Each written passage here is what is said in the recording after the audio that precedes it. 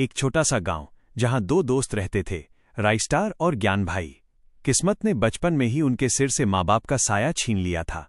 गरीबी उनकी परछाई थी, लेकिन उनकी आंखों में एक ही जुनून था, शहर का सबसे अमीर इंसान बनने का सपना। कचरा बीनने और पॉलिश की आवाजें।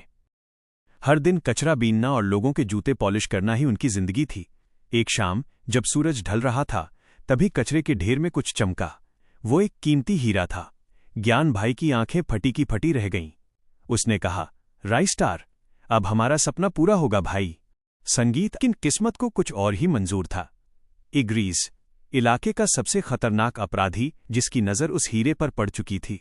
उसने अंधेरे में मुस्कुराते हुए कहा, रात होने दो, फिर दिखाता हूं इन भिखारियों को अमीरी का ख्वाब। राइस्टार किसी जरूरी काम से बाहर चला गया। पीछे से इग्रीस ने अपना खूनी खेल खेला।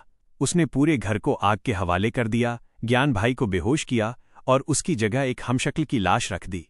आग की लपटों और चीखने की आवाजें। सुबह जब राइस्टार लौटा तो गांव में मातम था।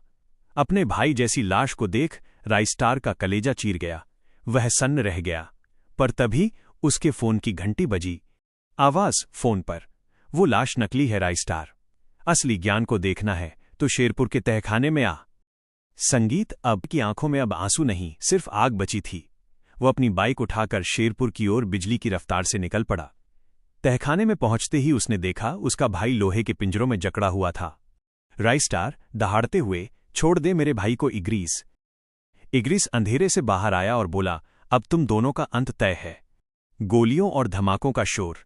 अचानक पूरा तहखाना धुएं से भर गया। चारों तरफ गोलियों की तड़तड़ाहट और चीखें गूंजने लगीं।